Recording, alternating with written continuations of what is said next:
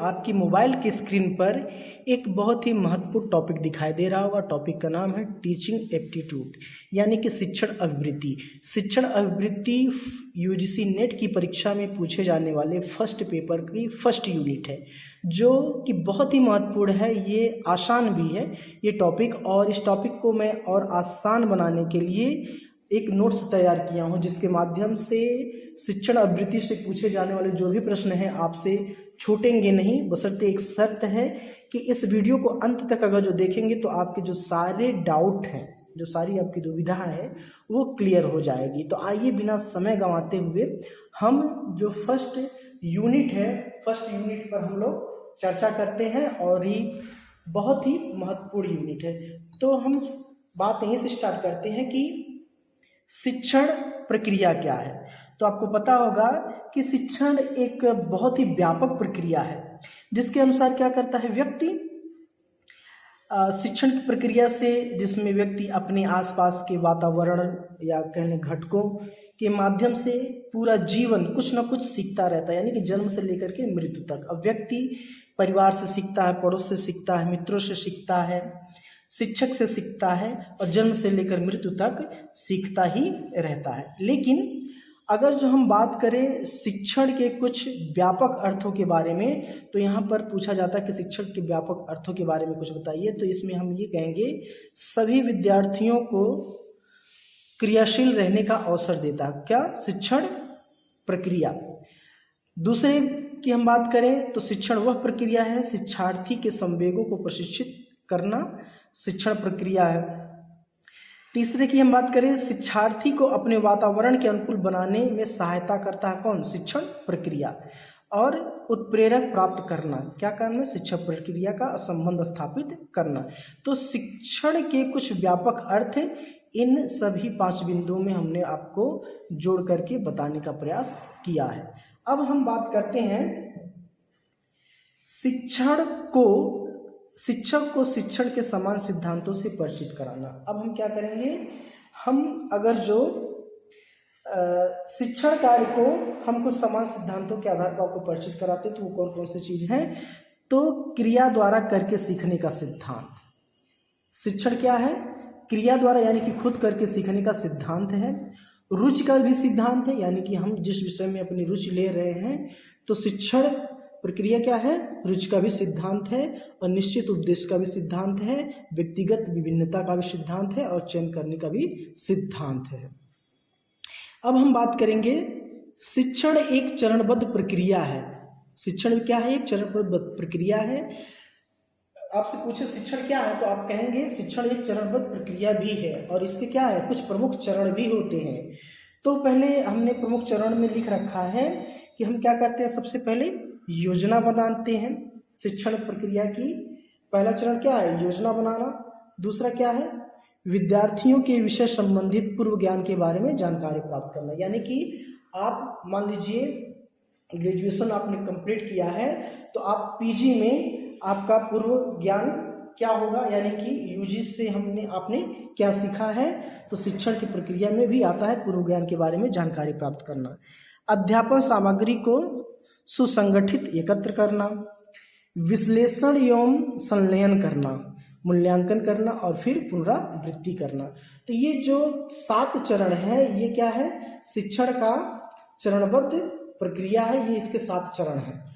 अब हम बढ़ते हैं कुछ महत्वपूर्ण शिक्षण सूत्र की तरफ। शिक्षण सूत्र की तरफ हम बढ़ते हैं। तो यहाँ शिक्षण सूत्र में क्या होता है? हम सरल से कठिन की तरफ बढ़ते हैं, यानी कि हम पहले आसान चीज़ों को सीखते हैं, उसके बाद हम धीरे धीरे कठिन चीज़ों को सीखते हैं। तो ये शिक्षण का सूत्र होता है। अगर जो हमसे कोई कह दे कि पहले ही हमको कठिन चीज़ें कोई बता दे, तो हम उसको सीखने में अपनी असमर्थता जताएंगे। हम कठिन चीज़ों से सीखना नहीं चाहेंगे, हम आसान चीज़ों से सीखना चाहेंगे। तो ये शिक्षण का सूत्र होता है कि सरल से कठिन की ओर, यानी कि धीरे धीरे चीज़ों में सरलता से कठिन की ओर बढ़ना। दूसरे पर हम बात करें तो ज्ञात से अज्ञात की ओर। अगर जो तीसरे चरण की बात करें तो पूर्ण से अंश की ओर, और अनिश्चित से निश्चित की ओर, प्रत्यक्ष से अप्रत्यक्ष की ओर, विशिष्ट से सामान्य की ओर, विश्लेषण से संश्लेषण की ओर। अब हम बात करेंगे शिक्षण प्रक्रिया में तीन आधारभूत तत्व क्या है? शिक्षण प्रक्रिया में तीन आधारभूत तत्व होते हैं। अब वो तीन आधारभूत तत्व कौन कौन से हैं और इन तीनों आधारभूत तत्वों की भूमिका क्या होती है? तो यहाँ पर तीन आधारभूत तत्वों में क्या लिया गया है? शिक्षक होता है, शिक्षार्थी होता है यानी कि विद्यार्थी जिसको हम कहते हैं, और पाठ्यक्रम होता है। तो ये शिक्षण प्रक्रिया के तीन आधारभूत चरण हैं, शिक्षक, शिक्षार्थी और पाठ्यक्रम। अब क्या शिक्षक का क्या कार्य होता है? शिक्षक एक ऐसा स्रोत है जिससे विद्यार्थी और शिक्षक मिलकर के एक उपदेश को प्राप्त करने का प्रयास करते हैं।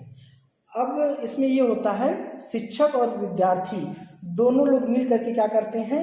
एक उपदेश को प्राप्त करने का प्रयास करते हैं।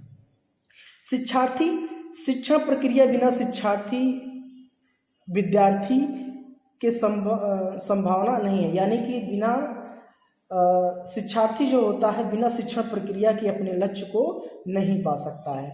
पाठ्यक्रम जो होता है वो होता है शिक्षण प्रक्रिया का एक महत्वपूर्ण तथा प्रमुख तत्व पाठ्यक्रम है। पाठ्यक्रम ही वह साधन है जिसके द्वारा शिक्षक शिक्षार्थी को शिक्षा देता है। यानी कि अगर जो आप यूजीसी नेट का पेपर देने जा रहे हैं तो आपका एक पाठ्यक्रम निर्धारित किया गया होगा किसी भी सब्जेक्ट से। अगर जो हम फर्स्ट सब्जेक्ट की बात करें, फर्स्ट पेपर की बात करें, तो फर्स्ट पेपर में 10 यूनिट हैं, उसके क्या है? पाठ्यक्रम निर्धारित है। जैसा कि आपको पहले से भी पता है, फर्स्ट शिक्षण आवृत्ति है, शोध आवृत्ति है, बोध है, संप्रेषण है, तर्कीय गणित है, युक्त तर्क है, आंकड़ों का संख्या है, सूचना और संचार प्रौद्योगिकी है, ये लोक विकास और पर्यावरण होता है, उच्च शिक्षा प्रणाली। ये क्या है? आपका यूजीसी नेट का पाठ्यक्रम है। तो पाठ्यक्रम से ही हमको क्या मिल जाता है? ये जानकारी मिल जाती है कि हमको पढ़ना क्या है, और शिक्षण प्रक्रिया हमारी क्या हो जाती है? आसान हो जाती है। अब शिक्षण आवृत्ति के कितने चरण होते हैं, यानी कि टीचिंग एप्टीट्यूड के कितने चरण होते हैं? तो यहाँ पर 3 चरण होते हैं। अब कौन कौन से चरण होते हैं? पहला तो शिक्षण का स्मृत स्तर, 3 चरण होते हैं। यानी कि स्मृत स्तर यानी कि चीज़ों को रटा करके याद कराना, और समझ का स्तर यानी थोड़ी और उच्च कक्षाओं में हम जाते हैं तो हमारे समझ का स्तर विकसित होता है।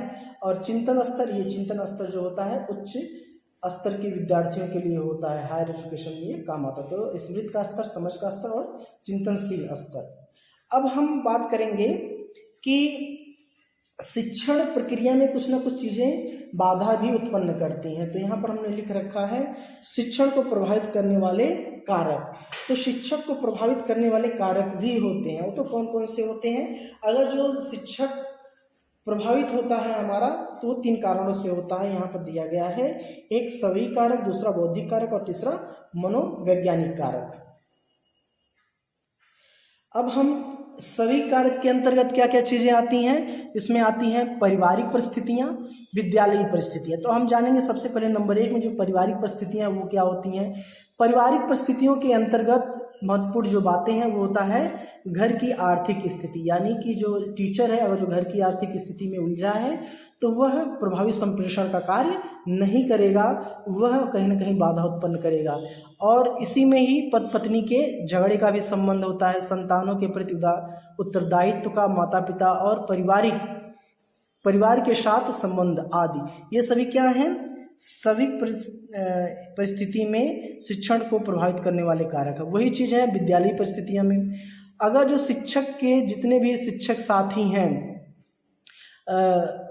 शिक्षक के जितने शिक्षार्थी के साथ संबंध अच्छे नहीं है, अगर जो यानी कि टीचर और विद्यार्थियों के बीच में संबंध अच्छा नहीं है, तभी शिक्षण व्यवस्था क्या होती है? प्रभावित होती है। और शिक्षक का अपने साथियों के साथ यानी अपने अन्य साथी शिक्षकों के साथ अगर उनका संबंध अच्छा नहीं है तो वो भी प्रभावित होता है। शिक्षक का अपने प्रशासन के साथ, अगर जो शिक्षक का अपने मैनेजमेंट के साथ, अपने प्रशासन के साथ संबंध अच्छा नहीं है तो इससे शिक्षण प्रक्रिया जो होती है वो प्रभावित होती है। बढ़ते हैं अगले बिंदु पर, जो कि बौद्धिक कारक था, हमने पढ़ा था। बौद्धिक कारक में ये होता है कि शिक्षक यदि प्रखर होगा तो शिक्षार्थी की समस्याओं का समाधान उसी समय कर सकेगा। यानी कि बौद्धिक स्तर पर अगर हम बात करें, अगर जो कक्षा में क्लासरूम में शिक्षक से कोई प्रश्न विद्यार्थी पूछ रहा है तो अगर जो शिक्षक प्रखर नहीं है, तेज नहीं है, उसको अपने विषय का जानकारी नहीं है तो भी क्या होगा, वह उस बच्चे के सवाल का जवाब नहीं दे पाएगा और शिक्षण प्रक्रिया उससे क्या होगी, बाधित होगी।